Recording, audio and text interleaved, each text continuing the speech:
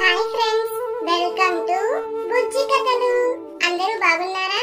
నేను చాలా బాగున్నాను. మరి ఆలస్యం చేయకుండా ఈ రోజు కథ మొదలు పెట్టేద్దాం.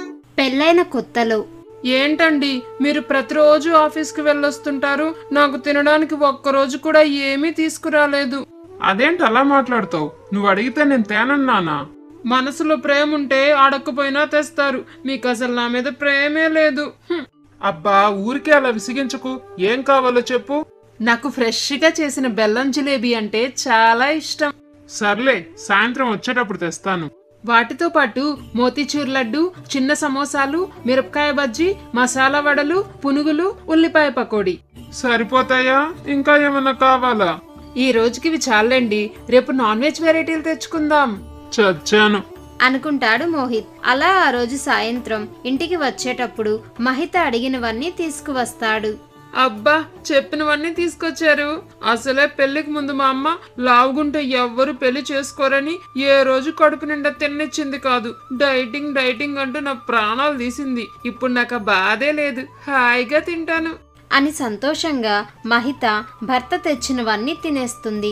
అలా మోహిత్ ప్రతిరోజు ఆమె అడిగినవన్నీ తెస్తుంటే ఇష్టంగా తిని సంవత్సరానికంతా బాగా లావైపోతుంది. ఒకరోజు ఆమె స్నేహితురాలు అమిత ఆమె ఇంటికి వస్తుంది.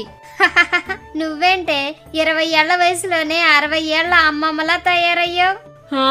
ఏంటే అంత మాట నేసావు? నేను మరీ అంత లావుగా ఉన్నానా? మీ ఇంట్లో డ్రెస్సింగ్ టేబుల్ ఉండే ఉంటుందిగా, అందులో ఒక్కసారి చూసుకొని వాళ్ళకం చిన్న సైజు ఏనుగులా తయారయ్యో. నువ్వు నవ్వకే, నాకు ఏడుపు వస్తుంది. అయినా తప్పు నీది కాదులేవే. తను భార్యని ఎంత ప్రేమగా చూసుకుంటున్నాడో అని అందరూ అనుకోవాలని నీ భర్త నీకు నచ్చినవన్నీ తెచ్చి పెడుతూ ఇదిగో ఇలా గంగాలంలా తయారు చేశాడు. నిజమేనే, ఆయన వల్లే ఇలా తయారయ్యాను. పెళ్లికి ముందు ఎంత సన్నగా ఉండేదాన్ని. సాయంత్రం ఇంటికి రాని చెప్తా. సర్లేవే, ఇక నేను వస్తాను అని అమిత అక్కడి నుండి వెళ్ళిపోతుంది.